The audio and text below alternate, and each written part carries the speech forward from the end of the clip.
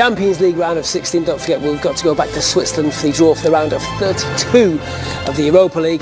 Some cracking ties in there. Real Madrid PSG will have football fans around the globe salivating. Juve Tottenham, City go to Basel. John Barnes was quite happy with Liverpool's draw there against Porto. Madrid PSG, what a tie. Chelsea Barcelona, maybe not one for the purists, but it could be a cracking game of football. And Bayern get Besiktas. John Collins and John Barnes in the beIN Sports studio with us. We'll speak to both and get reaction to that draw in just a couple of minutes time.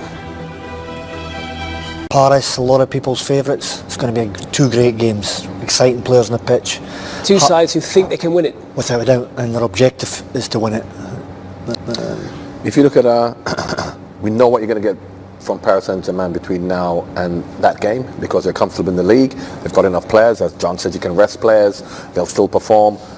Real Madrid need to improve because they're not doing particularly well in the league. They had a good win just last week, but I think it really depends on how Real Madrid go in terms of players coming back to fitness, because it's a long time before these ties. So it's okay sitting here now looking at all of these ties and looking at the teams in form, the players they have.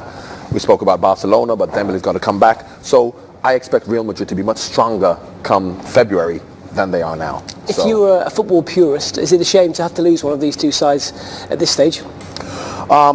Football purists, yes, but it's the reality. And the Champions League is such that now you have so many top teams that the chances of this happening. Why this happens, and that is why the whole seeding situation came in, to try and help the top teams who should win their group avoid each other. And it actually worked a few years ago, whereas now there's so many strong teams that sometimes you look at the teams who became runners-up, Bayern Munich and stuff like that, you're going to get situations like this, but it's exciting. These two paired together back in 2015. Madrid went on to win it, of course, that year. They met in the group stages. Madrid got the better of the French side in the Bernabeu. I think it's goalless in the Parc des Princes. Paris, though, a very different outfit nowadays. Yeah, the reality is Paris have spent a lot of money and they're a much better team now. The front three now are as good as anybody. Mbappe, Cavani, Neymar. It's three players that are all mobile. They all score goals, but of course they've got to be fed. So the key is, when you've got players like that at the pitch, can you have a strategy to get them and give them the ball? So you have to look in the last 4 or 5 years. They have spent money. When they had Ibrahimovic and they bought Di Maria, so they've spent money. You know, the constant for me are the midfield. You know, you got Rabiot, you got Verratti. Of course, Matuidi's not there anymore. And then you look at the back and see these players that they have who may be getting a bit older. But the front three, I think, now are stronger. But this is not new for Paris Saint-Germain. And I thought they missed their chance. Once Ibrahimovic got a bit old, Di Maria probably went off the boil. Lucas, I thought that's their chance. But they've gone again to sign these players. However, I still think that experience, European experience, counts for a lot. It counts for so much. And I think, as they showed when they beat Barcelona and then what happened in the second leg, at this moment in time, I would favour PSG, but I think that come January and February, Real Madrid will be stronger. Is this when the signing of someone like Neymar really comes into its own, though, where you have a player who's played in Champions League finals, who knows how to win at the highest level? Well, Neymar, when he's on his game and he's in possession, he's being positive, as this shows, he's a real threat, but he can become a liability to his team, because sometimes he showboats, he goes across the pitch. And if is this the sort of game he might showboat? Well, the danger is, and that's when a strong coach comes in.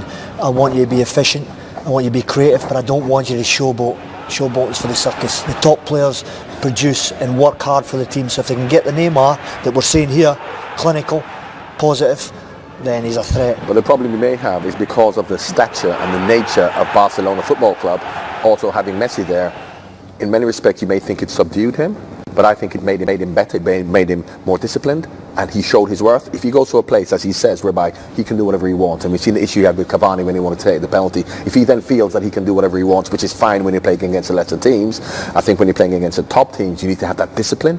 And will he then have that discipline against Real Madrid because he is now the top man there? We don't know. That's the biggest issue for the coach of Paris Saint-Germain.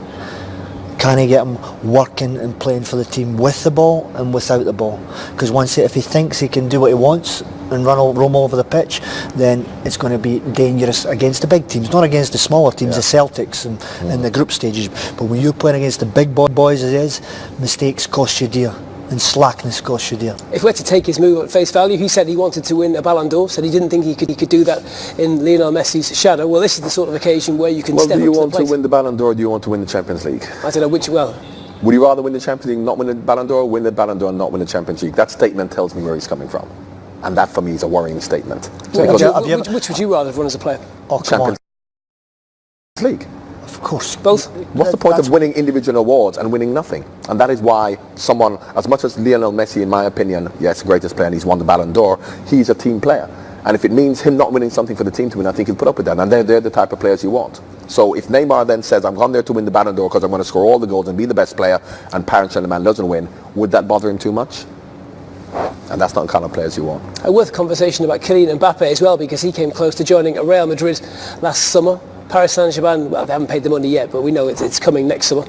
They got arguably the most exciting young player in European football. Well, they did. He proved it last year in the Champions League, the biggest tournament of all, that he can score goals and make goals. And this kid is only going to get better. He looks hungry. He's an athlete as well as a football player. It's a great combination. He moves so well. He's quick. He's fresh. Is it too early to say this is the tie which will tell him if he made the right move going to the Parc des Princes rather than going to Madrid? Well, I think it's a terrific move for him because he's French and he's staying in France. He's young. He's got many years ahead of him if he wants to go to Real Madrid or England or Barcelona. I think it was a good move for him. Yeah, because of course, in the old days you go to Paris Saint-Germain to finish your career. He's really gone there to start his career. And then if he then says, I then want to go to a stage whereby rather than winning the French league, because even if they win the Champions League, they're still playing in the French league, which would be considered to be, then he can then say at 25, I'm going to go to a Real Madrid, Barcelona, even come to England and play for one of the top teams. So at this moment in time, it's a good place. When he's from Paris, he's a Parisian boy, that's where he grew up. So he's back home to a certain extent, and there's nothing better than representing your hometown team and winning the Champions League. What an achievement that would be in his so first many season. games to talk about. Quick one on Ronaldo and Real Madrid. Just to go back to your point about Neymar, do you think Ronaldo would rather win a third consecutive Champions League or a sixth Ballon d'Or? Sixth Ballon d'Or. You think so? Absolutely. He's 5-all with Messi. He'll win 6. Sad to say. First team ever to win 3 Champions League in its current format, though. That's the team. That's not the individual. Enough said. Right, let's move it on. Chelsea, Barcelona, the other tie that really grabs the imagination. That's the punishment, if you like, for finishing second in the group. Chelsea could have got Besiktas. Yeah, Barcelona. It's a tough draw for Chelsea, but I've said it before, it's not the Barcelona of old. It's not Pep Guardiola's Barcelona. This Barcelona is beatable, but when you've got Lionel Messi in your team, at any given moment, he's still got that magic that can open up a defence, score a goal or make a goal. But the secret is trying to stop him getting the ball. And of course, if you look at until Dembele got injured, because they started really well. Yep. And of course, once again, you're looking at Barcelona that we've seen in the last couple of weeks. Think about Barcelona that could be come February. And once they get Dembele back and they're hungry, yes, they wouldn't have wanted to play Chelsea either, don't get me wrong. With Hazard, and of course they've got Morata, so they're a strong team as well. However, I think you could say it's probably the worst possible draw for Barcelona as well as for Chelsea. Absolutely, yeah. But I think it's probably a little bit worse for Chelsea because, once again, you look at teams. That is why form coming into it's important. Form coming into it. Forget about what's going on now in beginning of December. You look and see how the teams are playing, who's back, who's fit, because there's still lots of injuries. Hazard could be injured then. Messi could be injured then. So that is why it's difficult to judge what's going to happen the second week in February, in the second week in December. I just think if you look at Barcelona's bench, you don't see a lot of quality waiting to come on. And I think as you go on in the tournament, your substitutes often come on and win you the game. They make a difference. When I'm looking at Barca's bench, I'm not seeing a bench that's going to make the difference and win games. Some great history between these two clubs. If you're a Chelsea fan particularly, you remember some wonderful meetings between these two sides over the years. Been some great matches, isn't there? And let's hope we get another one. Let's hope we get another great game. 2012, second leg semi-final.